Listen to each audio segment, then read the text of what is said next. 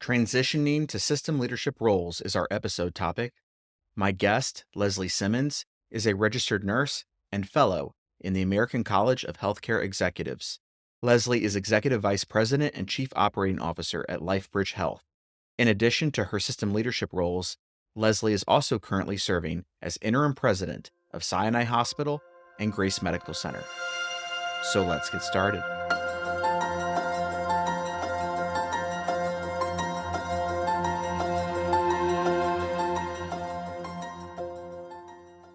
Welcome to the BRG Nurse Executive Podcast.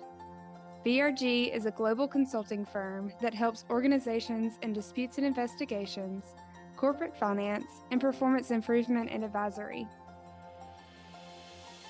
BRG's healthcare performance improvement practice offers multidisciplinary services to healthcare organizations. We focus on implementation with innovative, independent, and data-driven solutions.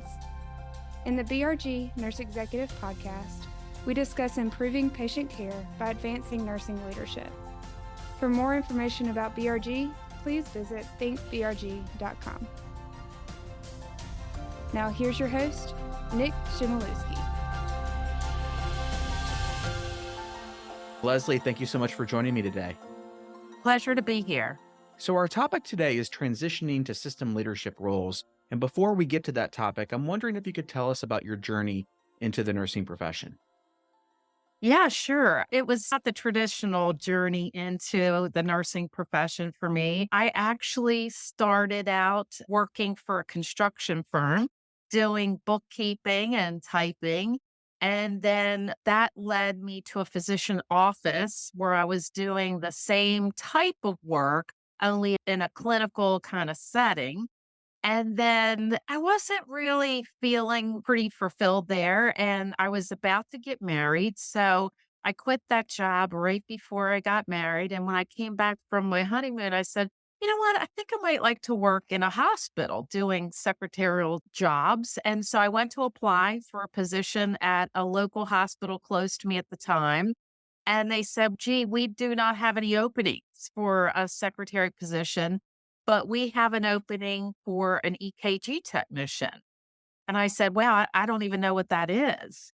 And they said, well, don't worry, we have a training program here. It's taking electrocardiograms, sort of pictures of a patient's heart, and through electrodes on the skin and a tracing, and we'll teach you how to do that. So I thought, all right, why not? We'll give it a shot. And so I was doing fine, loving life, being an EKG technician, all was going well. And about 4 months into the job, I got a call from my supervisor, and she said, the chief of cardiology would like to speak to you in his office. So when you get done your cardiograms, you need to come meet with him. At which time I thought, okay, I've done something horrible. Why else would the chief of cardiology want to talk to me? I'm sure I have reversed the electrodes and they read the EKG wrong and somebody died because of something I did incompetently wrong taking that EKG. So I finished up what I was doing and went in his office, and he said, Leslie, do you know why I've called you here? And I said, I really am concerned, sir, that I've made a horrible mistake. And he said, no, to the contrary. He said, I've been watching you. And when you first came here, I could give you 10 EKGs and you were gone and back on the floor, back in the department in an hour with all of them done. And now it takes you forever to do the same amount of EKGs. So I've been watching you. See, you finish the patient's bath. Before you did their EKG, you set them up for their meals. He said, that's not a job for an EKG technician. That's the job of a nurse. And he said, I think there's a nurse in you. So I want you to go to nursing school. I'm like, oh, I'm sorry. You have the wrong person. I couldn't possibly be a nurse. And he said, no, I know. There's a nurse in you. I'm sure of it. I'm going to pay for the first 3 months of your basic nursing training. And if you like it and do well, then you can work here and pay back that loan by doing a loan work commitment. And if not, you can just come back to the department. And so I came home and talked to my family about it. And I thought, well, I guess if he believes in me, I guess I should give it a try. To make a long story short, I did graduate from nursing school, and he was there along with my parents and my husband, and I don't know who was more proud, Dr. Papadopoulos, the chief of cardiology, or my family. But I won 2 awards in the nursing program and went on to do work in critical care in the emergency room and just loved it.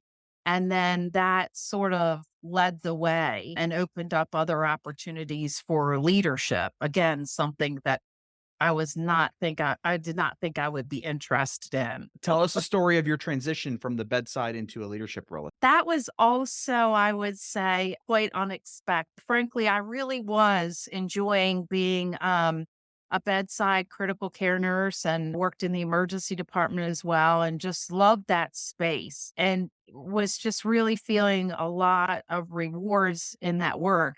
And one day, the manager of our critical care unit left, our director, and my other staff team members said, "You ought to apply for that job." At which point I laughed and said, "Why would I do that? I'm not interested in management at all. I really have never met a manager that frankly, that I liked, or I'm just not interested." And they're like, "No, that's why you should do it." I applied for that position for the leader of critical care and was granted that. And I found that it was my first management position, but I underestimated how difficult that it would be to be the leader of a group of your peers, people that you worked really closely with. Now suddenly they're comrade in arms and now you're their boss. And remember, I had no training, no formal training to be a leader, because typically in nursing that happens. We take a good nurse and say they'll be a great leader. It's not automatic, right? And I learned things the hard way, I would say. The couple things that I will say that have been incredibly important to me are never forgetting from whence you came. Today, in my role today, I use my nursing skills every day. My assessment, my things I learned early in my career from a very young, green, inexperienced leader to now someone with a time in the seat, but I'm constantly learning. Also, I just love being transparent and collaborative with the people that I'm working with. That I think leaders today sometimes are afraid to say, "I don't know." They're afraid to say, "Let's give that a try." Everybody is so worried sometimes about being wrong or taking a chance or involving others in decision making. At least I find that in some of my peers. And so it's something that whenever I'm inspiring other leaders or trying to mentor other leaders, I say, don't forget this element and stay true to building trust by being transparent and bringing others under the tent. Bring them in the tent with you to figure out issues and concerns and problem solve together. It does not make you less of a leader. It makes you a better leader to do that. But somehow that's not always taught. So those were 2 big lessons learned that have carried me through. I also never want to get too distant from where the real work happened. People will say to me, "How do you have that?" You have that insight by going to where the real work happens, engaging the team. Obviously, my clinical lens helps because I can talk the same talk and see the same challenges. But if I wasn't willing to go where it's happening, I would never get the opportunity to have my knowledge updated on what their challenges are. And that's how I think I become a better leader advocating for them, by knowing what their issues and concerns are, right? And meeting them where they are. I will say that has served me well in my future leadership opportunities too. And so you were in a manager role, you also were in a chief nursing officer role, and then at some point you moved into a system leadership role. Tell me about that transition and journey. Yeah. So I will tell you, at every opportunity in my life, I've been blessed to have people that are put in my path that see things in me that I just don't see in myself. That happened with Dr. Papadopoulos, the chief of cardiology. That happened with the first leadership opportunity. I will say, once I became a director and saw the opportunity to try to make things better for the team of people doing the work, then I did have a hunger to want to do that on a bigger scale. So whenever there was an opportunity to grab additional scope, I was always hands up to be able to do that. My first CNO position was actually in a small organization in Cecil County and just really enjoyed learning there. And then was able to bring that to a hospital in Carroll County, Carroll Hospital, where I started as their chief nurse and then became their chief operating officer because I just had a love for operations and was tapped on the shoulder to do that. And then the president of that organization was retiring. And I was not interested in the president role. But again, I was tapped on the shoulder by the board of directors and said, "You're our next president. And we're not going to do a search. We want you to do your vision for the future." It became known as the Vision 2020. And I presented that to the board. And that document helped us understand that we needed to merge to be that we could no longer stay independent and that we were merging from a position of great strength. And we were like the pretty girl at the prom that everybody wanted to dance with. And so we found ourselves having a lot of suitors, and we had a big wish list of what we wanted in a merger partner. And we put a request for proposal out and ended up making the decision to merge with LifeBridge Health. And Neil Meltzer and I, the CEO, put together a merger that was unlike any other healthcare merger. And as a matter of fact, we won a national award for the most innovative merger in healthcare. And it was things like our board stayed fairly intact. The Carroll Hospital board was able to get 25% of the seats of the LifeBridge board. They made a major investment in our foundation, which remains separate and not part of the merger and still does today, 7 years later. So there were things like that made it very innovative. And so when we merged, I was again tapped on the shoulder to not just remain the president of Carroll, but to do broader work within the healthcare system. So I was given a lot of ancillary services to oversee for the health system, and then human resources and quality for the system. And then right after COVID began, I was leading the COVID response for the entire health system. And they wanted me to then backfill my role as president at Carroll and just do the chief operating officer role for the health system. It's been quite a journey from a secretary to EKG technician to the chief operating officer of a health system. These are things I would never imagine in my wildest dreams that I would do. Never. So, if you were talking to another chief nurse right now that is getting ready to make that transition from being the chief nurse at a hospital into more of a system leadership role, whether that be a CNE or in your case, an executive vice president and CO for the system, what are some lessons learned that you would want to embark for them, or maybe more importantly, some landmines to avoid? Yeah. So the biggest landmine, let's start with that if you don't mind. The biggest landmine is, especially when you're coming from a singular hospital within your system to a system role, people think that your preference is always for your home hospital. And so you have to do a lot to make sure you're clearly representing the system. And listen, that's hard to do, especially if you have a lot of pride in your home hospital, but it's essential. If you want to be considered a credible system wide leader, you have to be able to recognize the shortcomings of the hospital that you came from and the opportunities for integration. Because if you're a system person, that's really what they're looking for you to do to try to integrate the healthcare system to take it from being individual hospitals to a more system wide approach while still respecting the unique culture of the individual hospitals. So it seems minor, but it turns out it's big. And the more you're able to do that, the more successful you will be in a system role. You have to seize opportunities to say you clearly see the needs of the other hospitals.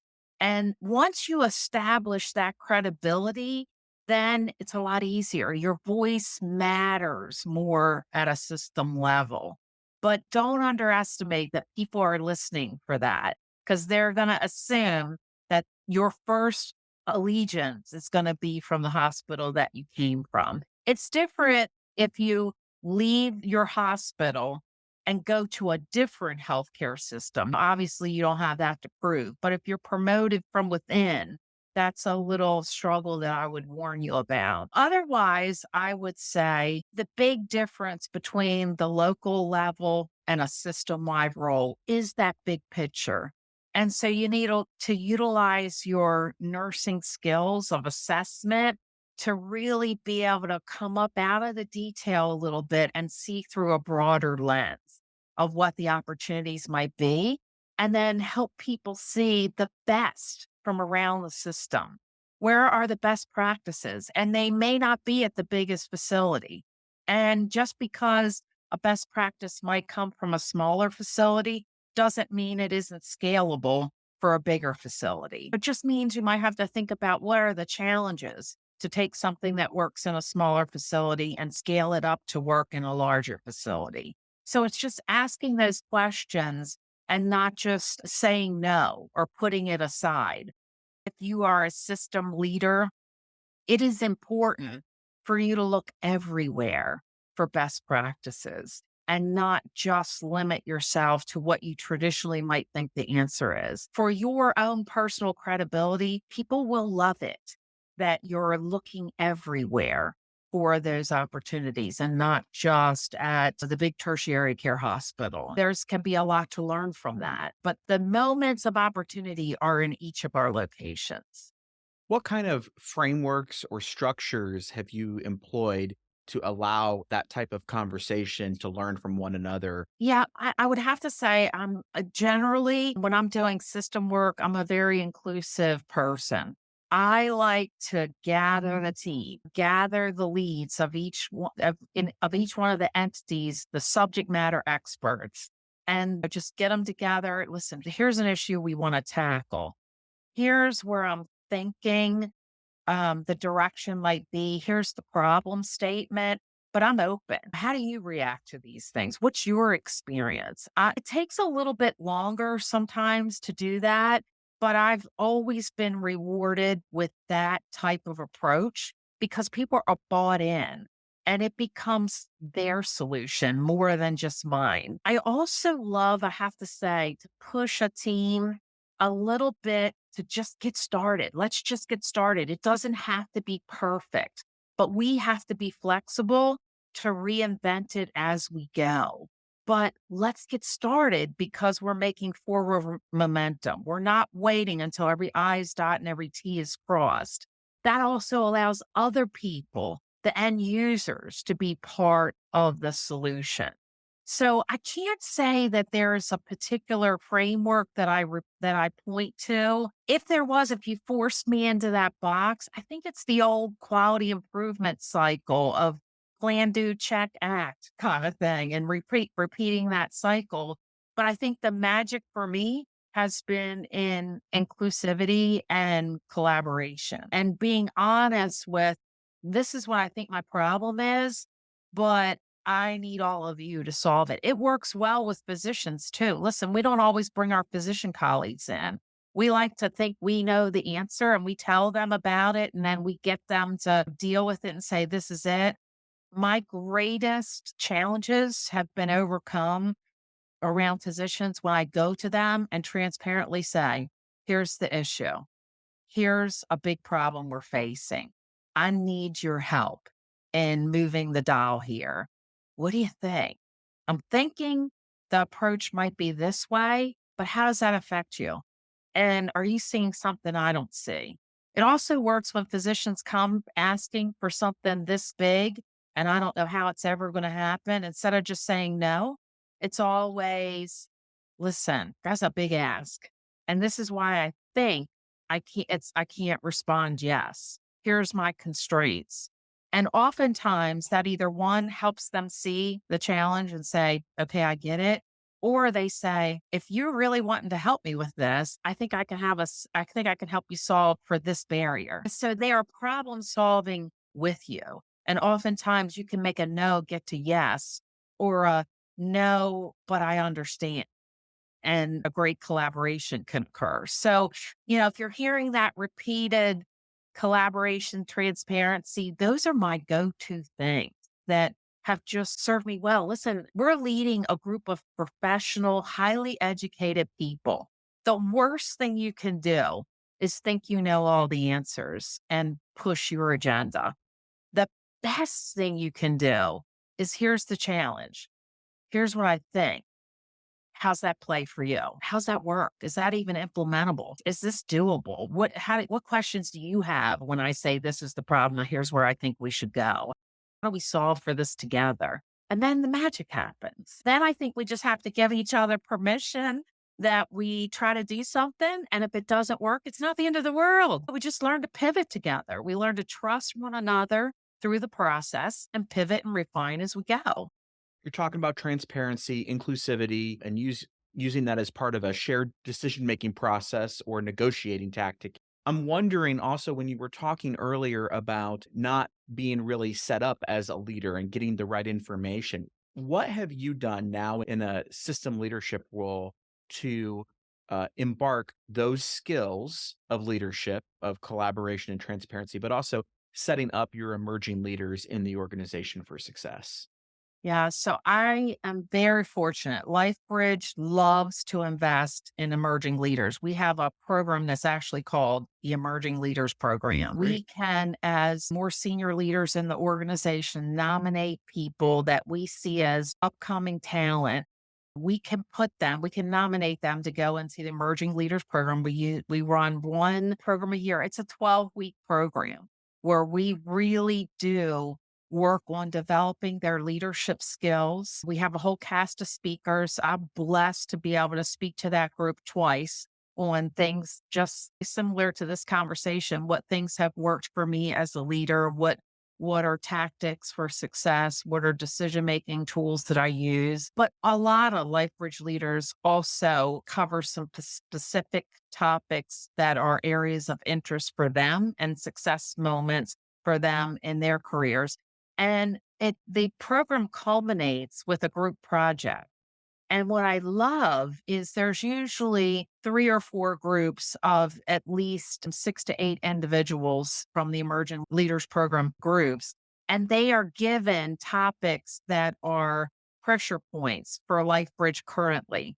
And so they're working together to, quote, solve a problem that exists in LifeBridge and make recommendations back to the senior most team.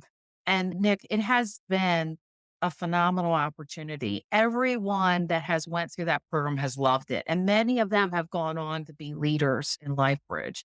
And then we really do try to cultivate that and cultivate an opportunity of the learning doesn't stop here. We have what we call a leadership institute, which is full of a tremendous amount of resources. The only thing that makes me sad is a lot of that you have to pull. The leader has to pull and want to grasp it and want to go get it versus being pushed to them, required of them.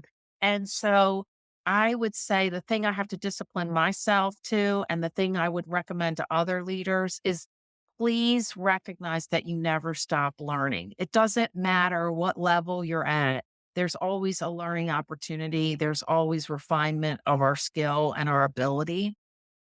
But it's our responsibility to go grab moments and opportunities to do that, right? So, just for clarity about this emerging leader program, are these supervisor, charge nurse type level positions that you see being a manager? Are we talking about managers that are being developed?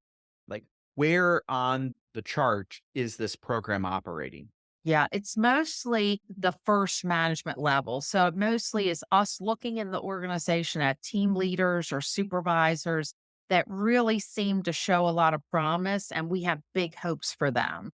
And so the first jump is just to get them. That's why we call it emerging leaders. We're trying to get them at that first level of leadership and trying to help them develop their skill and really have a great, successful first entry into being a leader. Unlike myself, one day I was a staff nurse, the next day I was the leader of that critical care unit with no preparation whatsoever. Yeah. So this would take a great charge nurse and say, we think that's a future leader of the ICU. We're going to get her in the emerging leaders program. And then he or she has some foundational education for that opportunity as it becomes available. Then I think where you see the further development from a manager to a director to a VP kind of thing, AVP or whatever, I think you see that more as through our Leadership Institute. That's more a pool of information instead of a push. Leslie, thank you so much for taking the time today to talk to our listeners about your transition to a system leadership role, as well as your take on authentic leadership and strategies to develop emerging leaders. I look forward to continuing our discussion in a future episode. You've been listening to the BRG Nurse Executive Podcast, which focuses on improving patient care by advancing nursing leadership. The views and opinions expressed in this podcast are those of the host and podcast guest and do not necessarily reflect the opinions, position, or policy of the guest employer, Berkeley Research Group, or their other respective employees and affiliates.